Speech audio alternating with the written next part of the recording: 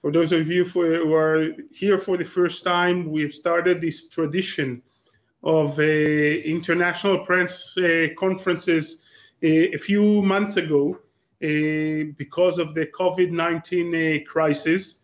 We were used to hosting a delegation of journalists from all over the world in Israel every year. Since we can't host you here and bring you to Israel because of the pandemic, we thought that it will be great to send you pieces of Israel once a week through Zoom. And each week we are dealing with a new topic and trying to send you a taste of what Israel is all about. And this week we have a special treat. And I want to thank Mr. Ouriel for joining us today. Ouriel is the president of the Federation of Israeli Chambers of Commerce, and he'll talk with us about the expansion of the Israeli economy over the past decade, the changes in the structure of the Israeli economy, how we are coping with the coronavirus crisis, and the economic implications of the peace agreement with the UAE and Bahrain on the Israeli economy. It's a huge pleasure to have you with us, Mr. Lin. The idea is to have a presentation of about 25 to 30 minutes and then open the floor for a Q&A. This is an on-the-record press conference. We would love for you to prepare your question. You can either open your camera and raise your hand, or send us a message through the group chat, and we'll call on you or read your question. After the press conference is over, we will also send you the recording through the embassy or consulate that invited you. So without further ado, Ouriel, the floor is yours. Thank you so much for joining us. Thank you, everybody, and thank you for welcoming to this session. I'm very happy for the opportunity to try to present, to a certain extent, the Israeli economy, and thank you very much, Lior Hayat, for inviting me and giving me this opportunity. So I will start by telling you that the Israeli economy took a real turn in the year 1985. We had a unity government. We were in economic plight. The situation was terrible. One plan after another plan, nothing was effective, economic plan I mean. And then the economic plan of 1985, which was implemented by the unity government. And as a matter of fact, if we didn't have a unity government, we could not have implemented this kind of a plan. It was very comprehensive. I'm not going to delve on that too much, but I can tell you that the main trait, the main emphasis on this economic plan was to expose the Israeli economy to world competition, to stop protecting the Israeli economy, to stop giving all the protection walls on the local manufacturing, and henceforth most part of the economy. As a matter of fact, since then, gradually, the Israeli economy is almost completely exposed to world competition. And as we also have a free trade agreement with the European Union and with the United States and many other countries, also in South America, we can say that except to a very limited extent of China and Japan, we are an economy which is totally exposed to world competition. Another thing which really happened in Israel was the total improvement of higher education. The higher education was to a certain extent limited, and in the last 25, 30 years, we have widened, broadened the higher education. More and more students were given the opportunity to acquire higher education, and this also merged together with whatever happened in our economy. Now I'm moving to the last decade. And I can say in the last decade, the Israeli economy really picked up momentum. Because if we look for example, I'm talking right now from the years 2009 to 2019, not 2020 right now, because it's not really a very good example. It's a different year, we all know that. So within the decade between 2009 and 2019, the Israeli economy almost doubled itself from 2007, GDP of 207 billion US dollar to $395 billion in a matter of 10 years. Also, the business product almost doubled itself, 88%, and moved to almost 300 billion US dollars. Also, one, I would say, of the major engine for this development, this growth, of course, was also private consumption, which really also was raised in the decade by 83% and reached the level of 214 billion US dollars. So in addition to that, and as we know very well, the main criteria of the economy, of any national economy and its efficiency is the product per capita. It's not a question how much you totally produce. The question is what really you produce per capita. And I would say that also in that we had a very, very dramatic progress, and we reached the level of above 40,000 US dollars per capita in the year 2019. So we see here a situation that the Israeli economy almost doubled itself. Now, the structure of the economy, as in most of the countries in the Western world, is today more in the area of trade and services. In the matter of, that is in relation to the GDP, trade and services is 69% of the total economy. Agriculture, 2%. We still have a very vibrant agriculture. That is not make any mistake about it, but however, in relation to our GDP, it's very, very limited, no more than 2%. However, it has a lot of production and also export and so on, but it's very limited in its relation to our GDP. And then construction, water, electricity, all that is 11%.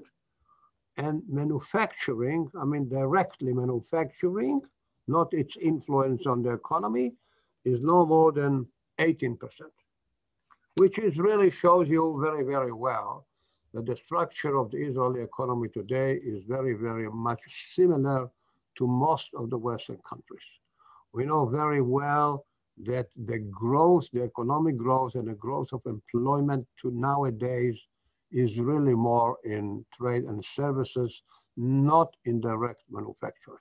Direct manufacturing, of course, has its influence on all the economy, everything which is really being done. However, if we talk about directly employment, no more than 18%. Now, if we move further and we see really this kind of a change in the structure of the Israeli economy, we can realize that in the decade, as I said before, between 2009 and 2019, trade and services contributed in addition to close to 500,000 employees. That is creating more 500,000 places of employment. The public sector, unfortunately, is very, very strong, as we know very well in most countries, and it has the ability to grow because, I mean, also they have a certain control over the budget and so on, and I would say even a natural desire, push, impetus to grow. So also the public sector was growing and really reached today an employment of 1,325,000 people. Now, that is, I mean, out of total employment in Israel of 4 million. Now, manufacturing, there was no increase in places of employment, not at all, even a small, very small reduction, but no more than that. Now, the most maybe important thing, the change in the Israeli economy, it's really the growth, the fantastic growth in services, and mostly in the export of services. Usually when people talk about exports, they usually think immediately about products, manufacturing. It's very difficult for them to vision the export of services. And they're not really very much in understanding what is the ability and the potential of the export of services. So we have, of course, what we call the domestic services in any country. We could be in retail, it could be in wholesale, and so on and so on. But then in addition to that, of course, we have an export of services. Now, the export of services in Israel really grew very dramatically, exponentially in the last 20 years because of the growth of high-tech. Traditionally, you would think about the export of services in terms of tourism, shipping, aviation, so on, mainly. Now, today, the most important categories in our export of services is research and development and software services. So, as a matter of fact, today, in the year 2019, the export of services equal the export of products. And this is really the most dramatic change in the structure of our economy. Now, just to give you just simple figures to exemplify what I'm telling you right now. So in the year 2019, the export of product was around 54 billion US dollars, and the export of services, 55 US billion dollars. However, the most interesting thing is that if you take the export of products comparing to the balance of import of products, we have a deficit of 17 billion US dollars. Now, if you take only services, comparing the export of services to the import of services, you have a surplus of 24 billion. This is the reason why in the trade today, the balance of trade today in Israel, we have a balance. At the beginning years of our economy, the first 20, 30 years, 40 years of our economy, the deficit in the balance of the trade balance was really all the time in deficit. Now this was changed. And as I'm telling you, this was changed primarily because of the development of high-tech services, which is the most fast-growing part in our economy. And in addition to that, we have to understand that the value added to services is always higher than the value added to products. And I think this is more or less the same in every country. The value added to products is around 50%, because in order to produce what you are producing, you have also to import. You have to import raw materials, you have to import energy, you have to import some kind of intermediary product. However, in terms of services, you need to import much less. So this is why today we have a surplus in our trade, balance of trade.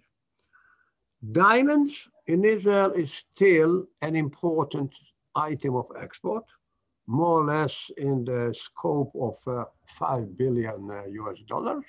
However, it's not any more manufacturing. In the past, it used to be manufacturing to a great extent. Manufacturing was an added value to our export of diamonds. Today is not. Today, most of the added value is only trade, because manufacturing, a change in the world and so on, we all don't have to specify that, we understand it. So well, out. What really remains is really the trade, mainly the trade in diamonds, but it's still a very important export item. As I said before, figure of 5 billion US dollars. So university in Lausanne, a Swiss university in Lausanne, which is called IMD, in its really study, whenever they publish every year a study as to the competitiveness of national economies, they think that in the export of services, Israel is number one. Sorry about this. I'm sorry, was unexpected. Sorry again. Now, if we move right now to what happened in the year 2020. The year 2020 in Israel, as in most countries in the world, is a very, very difficult and bad year. We know it very well. However, when we try to measure this kind of loss to the economy, surprisingly enough, the loss to the economy is not really that dramatic. In matters of reduction in our GDP is no more than 3.3%. This is a very surprising figure because the unemployment is very high. The unemployment, and I'm talking right now unemployment mostly at the lower level of income, is very, very high today because from time to time we have a closure, and the closure really hits primarily trade and primarily services, personal services. However, the reduction in terms of our GDP is no more than 3.3. And the explanation to that is that we are not highly dependent on incoming tourists to Israel. The highest point that we had, the highest contribution of tourism coming into Israel was no more than $4 billion US. And this was, sometimes it was, I think this was the highest level. So because of not really having this dependency of incoming tourism, and because we have this still growth continuing of our high-tech industries, which is being supported by venture capitalists and also supported by floating on the New York exchanges and also on. It's still a very robust economy, growing all the time and continuing with new outbreaks all the time. As we have a lot in Israel, a lot of manpower, which is completely dedicated to high-tech and innovation and all that. And they are doing quite well. And this is one of the reasons why this reduction in economy did not really materialize, I'm talking right around the general terms, in the year 2020. Usually the Israeli population is growing at the rate of every year, annual rate of around 2% a year. We, in terms of product per capita, yes, we went down in the year 2020 because of the high unemployment and of the fact that a lot of the people in the lower level of the salaries are really earning less today. So we went down from 40,000 annually to around 38. But I'm saying this is exceptionally in the year 2020. Now the deficit of the state deficit comparing to our total GDP is 11.7, which is reasonable considering the term, considering what's going on. And also the ratio of national debt to the product is 73%. Now we have been before this crisis at the level of 60%. That is, our national debt comparing to the GDP was no more than 60%. And as a matter of fact, there was a very, I would say, intensive government policy in the last 15 years to reduce the national debt. And it was reduced in the matter of around 15 years from 80% to 60%. And it's part of a policy, the governmental policy in Israel, which is highly disciplined in terms of state deficit and in state of debt in comparison to our GDP. Now, I would say that this crisis, the corona crisis that really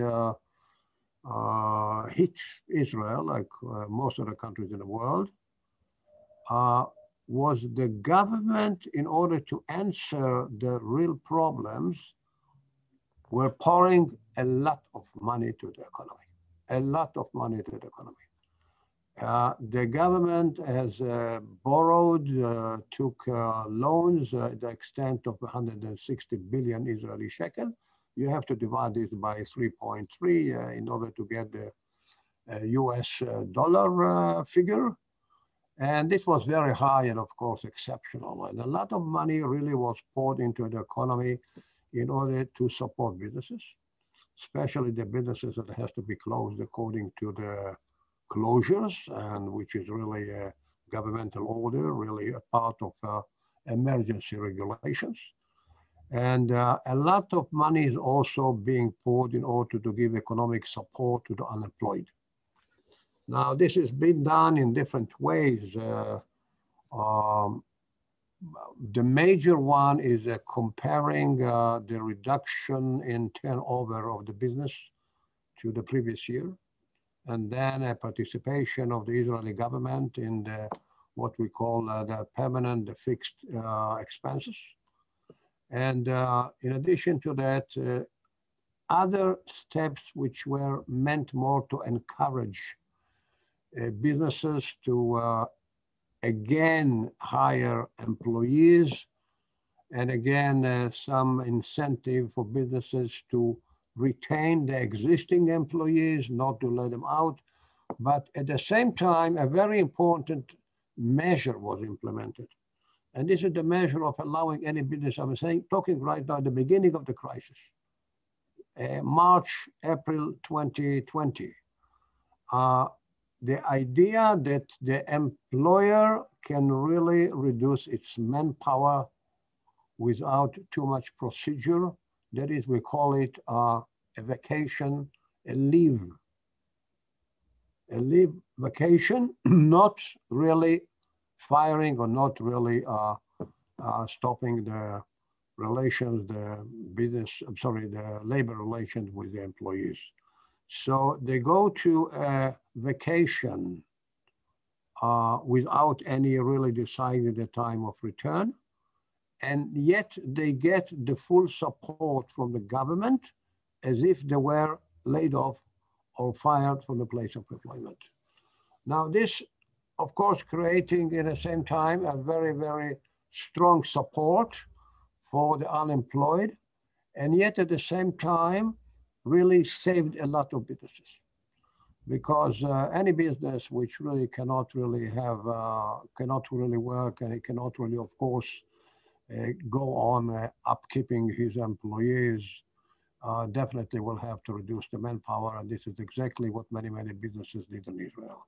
It was a very important in order to free the businesses from any too much involvement and argument regarding labor relations. And I would say that in addition to what the steps which I said, the government also simply poured money to the population, simply gave a grant to every citizen. And I want to repeat this again, not to all the people, not to the affluent people, but mostly to most of the people, mainly to families who have many children, as a step of economic support, but yet at the same time also to increase the buying power of the population. We understand very well that to create a place of employment, it's not enough to have money. What you need to have is really a demand, a buying power coming to your business. This is the reason why you really hire employees. So trying to increase more the buying power of the population was one of the steps based on this concept that the Israeli government also poured money to the totally to the population. So we're talking here about three main areas: supporting the employer, supporting the employees who are out of work, and at the same time also supporting the total population. A lot of money was poured and fast. And I would say at the beginning, it was not exactly understood by many how long this crisis is going to last. Today, as you know very well, I mean, we are giving shots, the immune shots to the population very, very fast. And we already reached more than 3 million people who had a first immune, and then around 1.5 million already had two immune shots, and we hope that this, of course, is going to change the situation. However, we are still in quite a plight.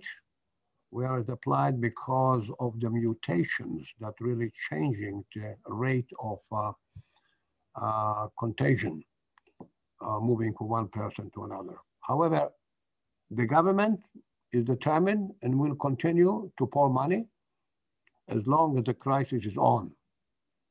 Fortunately, we can loan the money at a good rate of interest, and this is what is being done, and this is really, I would say, more or less how we are facing today the corona crisis. I would say on the part of businesses, they are very much willing to get to work. They don't want to sit down and get the government support, and there is, of course, a conflict all the time, which is quite natural between the business sector and the government orders.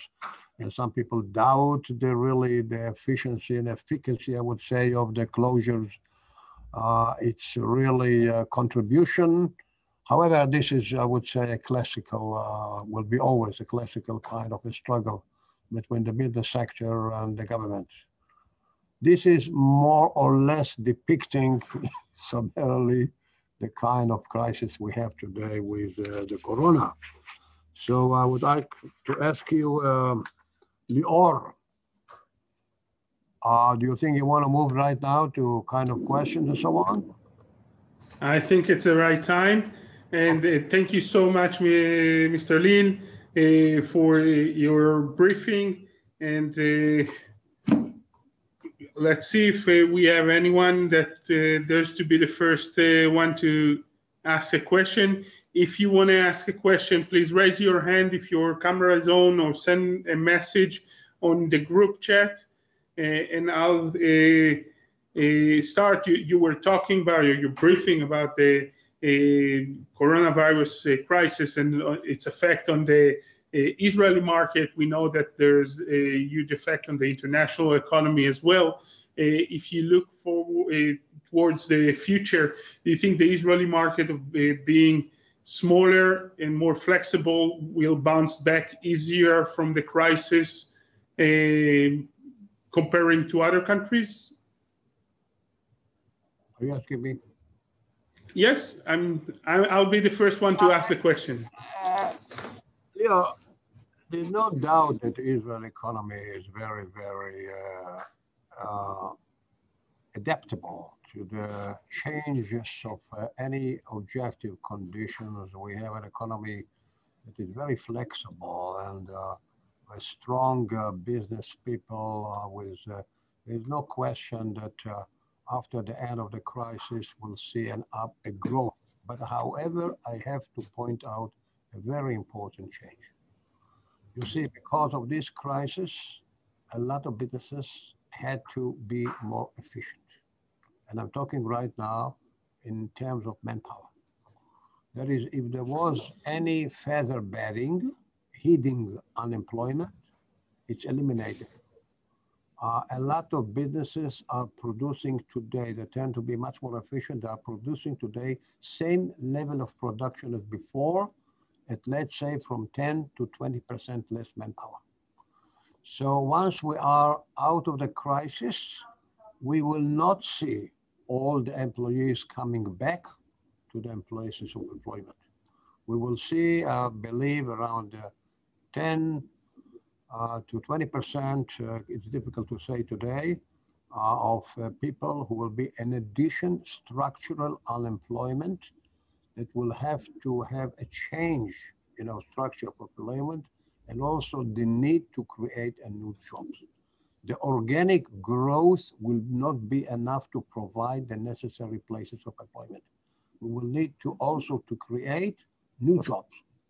And new jobs mostly in investing in infrastructure under the public-private partnership or BOT. But this will be really a must. I don't think right now yet the government is geared to do that. I think they are more under the pressure of the immediate problems. And but once we will be a little out of that, they will understand that they have to do that, and we have to do that. Thank you. And there's someone who raised its hand. His name is Galaxy A01. Please introduce yourself.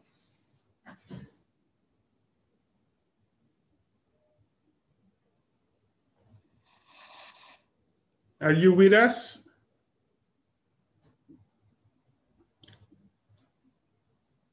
So in the meantime, I'll read the question from the chat. This is from David Ben Susan. What about the gap between the very rich and the growing number of very poor? Can you hear me? Yes, one second. Yes, now we can hear you. Go ahead. Can you please introduce yourself? I am fortunate. Yeah, I'm fortunate. I'm from the news agency of Nigeria. In Nigeria, all the way from West Africa. Okay, my question to us is going by Israeli experience. We know so well that Israel is about to exit the second wave of coronavirus, and Nigeria and other countries in Africa look up to such a pace-setting country.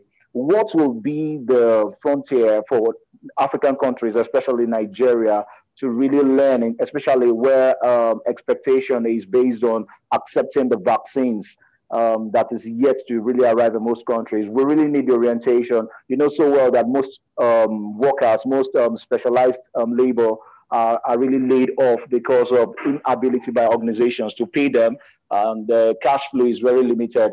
Now government is trying its best.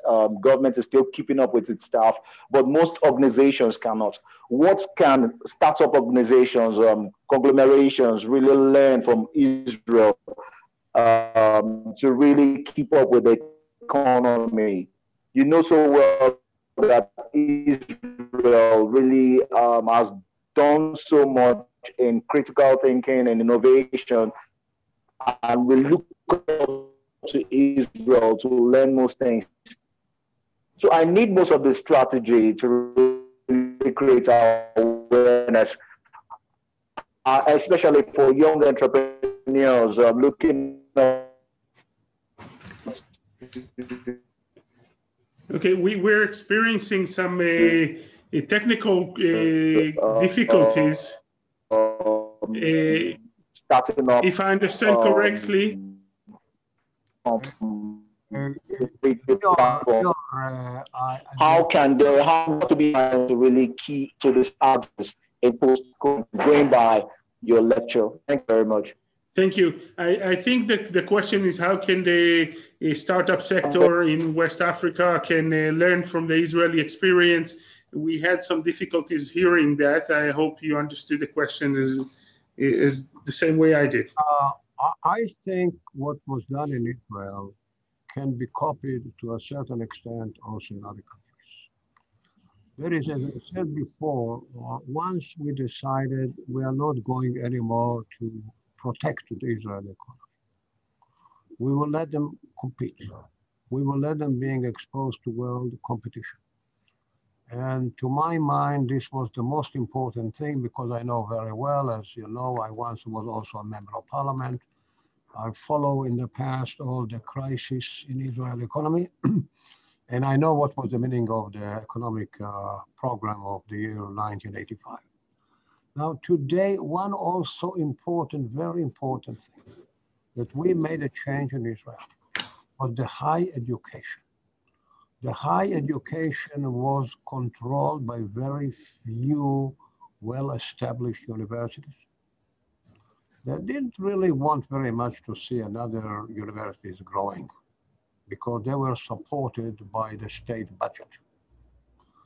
Once we decided to open that, we decided to break this kind of monopoly. And once we decided to really allow more colleges to be open around the country and allow more students to get higher education, this, as I analyze, was one of the important points or measures really in changing the Israeli economy. Once in Israel, to get a work in the municipality or get in a co-op of transportation was really the highest achievement. This was security for life, employment security. Today, it's entirely changing. So today, the young people who got the education, They're really wanting to go on their own. And I think that this must be done by really broadening the higher education to most of the young people, especially, of course, in technologies, but not only in technologies. Thank you. And now we'll go back to the chat and the question from David Ben Sushan. What about the increasing gap between the very rich and the growing number of poor? And he's also asking if it's going to be possible to receive in writing the statistic that you were given by you during your presentation. If you can send this to us. We'll start with the last part of the question. We have with us Michal Orly. I hope you can see her. She is our... Yes, we can. Hi, Michal. She is our spokeswoman, and she will be happy to pass this information. It is in writing, and definitely will be happy to do that. And if anybody would like to have more information, we also would be happy to provide it. Now, the difference in Israel between the people who are earning more money and people who are earning less money is, of course, a very serious problem. There's no doubt about it. It's a serious problem because majorly in the sector of trade and services, there are many places of employment that the earning is not very high. And this is a part, in a way, of the nature of this kind of a business. We have not really managed yet to have a true dramatic increase in the production per capita. And I mean to say is that in this level, in this sector of the economy, we have people that we need to upgrade their trades. We have in Israel a minimum salary, which is a fairly, I would say, appearing to be on a relative basis quite satisfactory. It's around 45 Israeli, 100 Israeli shekel. In terms of changing that to American currency or foreign currency, it seems to be more or less in the level, but it's not enough, of course. And it's not sufficient.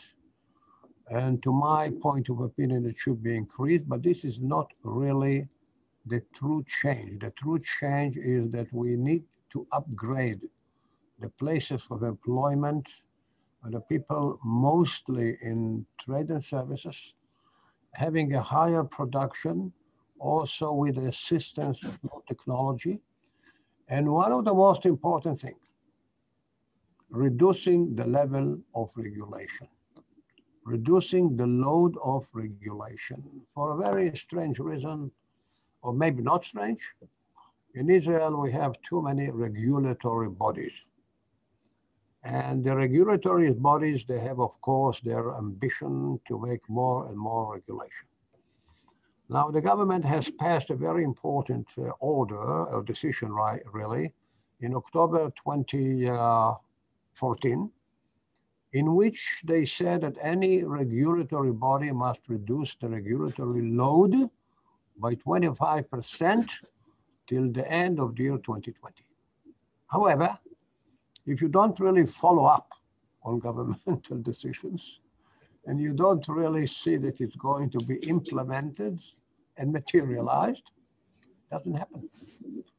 And regulatory bodies always have a good reason why they want to make a new regulation. I can find many, many thousand reasons why to make a new regulation. And they don't really have the right balance between what we should leave to the discretion and responsibility of the consumer and what is the kind of law that we have to place on the employer on business. So because of this high level of regulation in Israel, the improvement of production is still being held by many, many businesses because they have to devote too much time to dealing with regulation. And I do hope that the government will keep on pressing. We are doing it with all our force nowadays to reduce the level regulation, give more time to businesses really to devote in developing the business, upgrading the position that they have for their employees, upgrading the salaries and all that. Once we will achieve that, I think the level between the low salaries and the higher salaries will be in a way narrowed.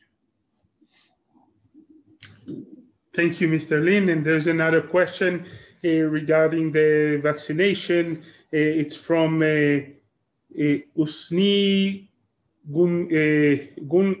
Gungar. I hope I pronounce your name correctly. And he says, how much money was spent on for vaccination? And the most important issue for countries was the supply of vaccines. Where was it supplied from, I think, and how much money spent? When will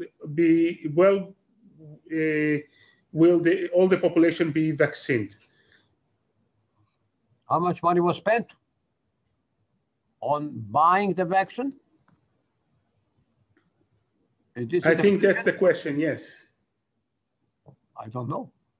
I don't know because... Maybe I can give you an answer because it's a question we are getting quite a bit. I can tell you that I don't know the cost, and the cost was not published yet for the vaccination, but I have to tell you that the cost of not vaccinating the population and staying in a shutdown and the damage to the economy is much higher. So whatever the price was, getting the economy restarted, it's definitely worth it. Yeah. And the population should be vaccinated, most of it, or the goal is to end by April. Sorry, Mr. Lin, you wanted to add something? Yes. I want to tell you, you gave a good answer, but unfortunately, it appears to me that it's not exactly to the question.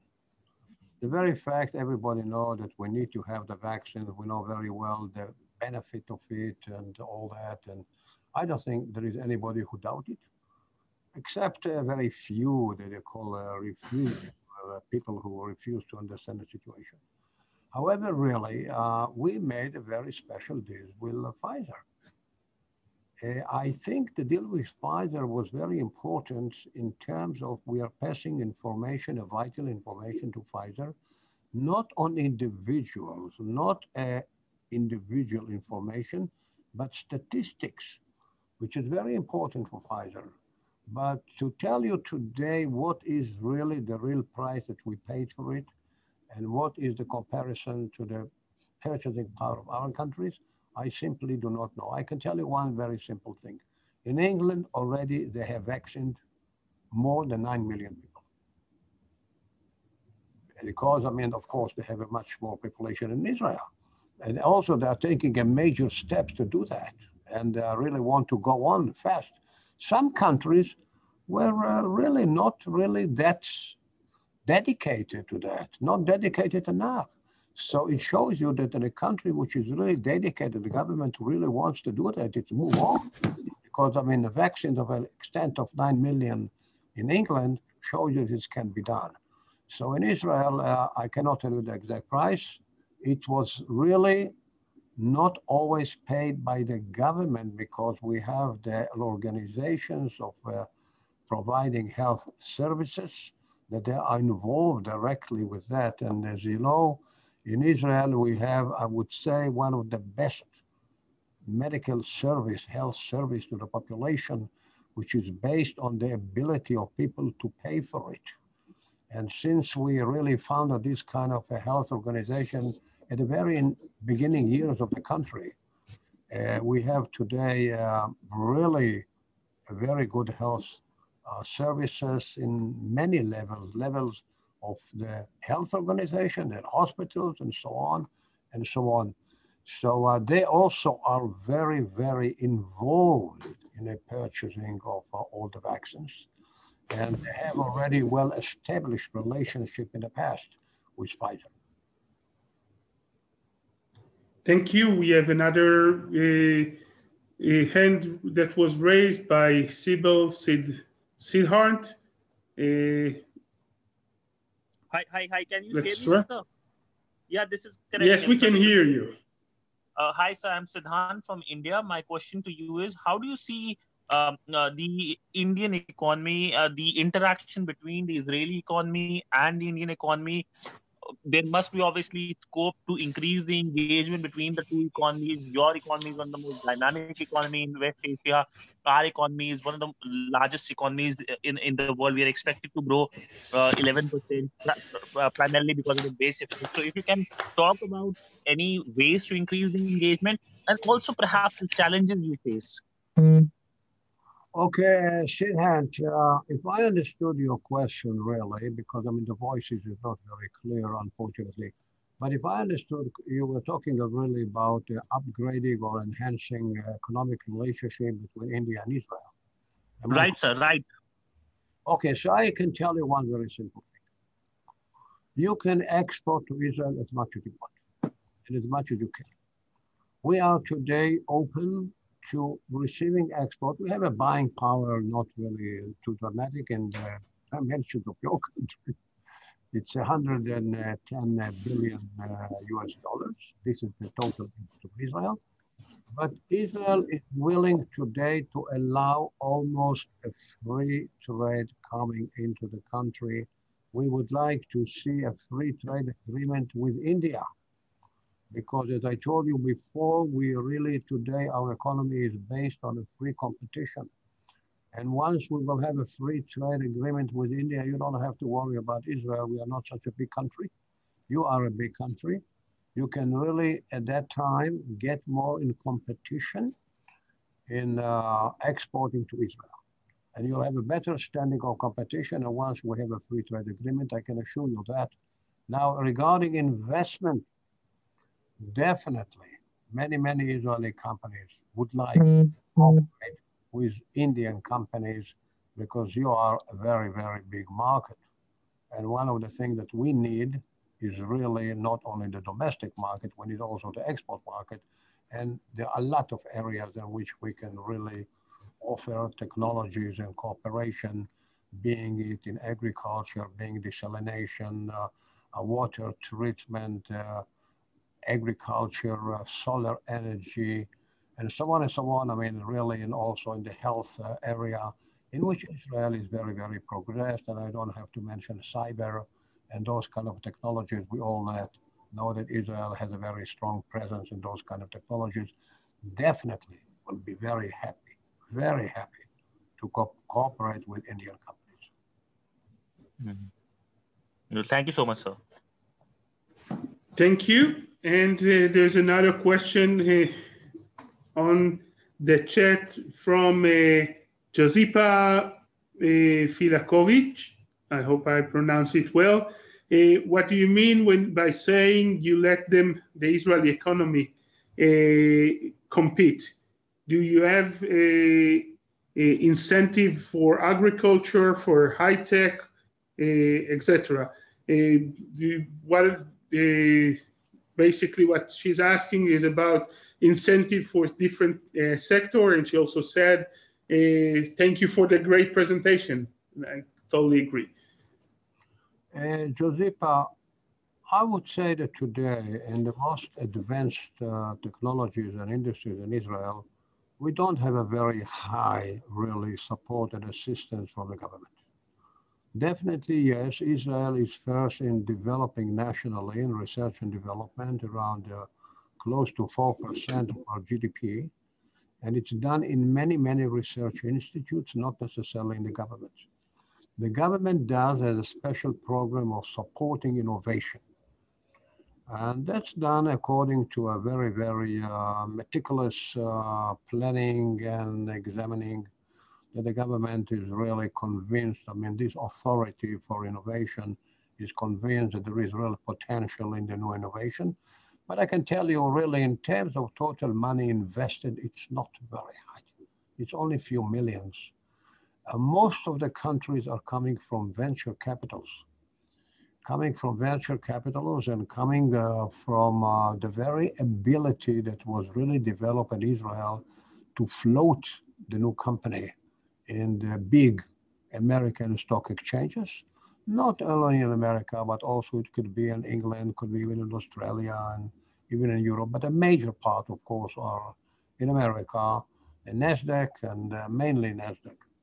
So I would say that government support is not anymore for directly being done. We still have a certain support to the export of manufactured goods in terms of taxes, also, it's not very dramatic, but it's still existing. And it's only for large markets, only whoever is really exporting to large markets. But in addition, I would say in addition to that, the government support really to business today is very, very low, very, very low. Yes, it exists, but in terms of the total support, we cannot say that the government is really pouring a lot of money, because major part of our economy, which is really moving part regarding the high tech, is more being supported in terms of real money by venture capital in the stock exchanges. Thank you, and we have time for one last question, if you don't mind. It's again from David Ben-Susan.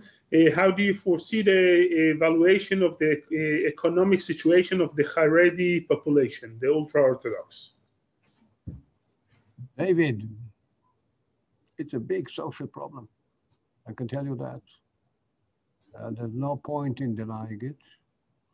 The Haredi population in Israel has developed their own culture,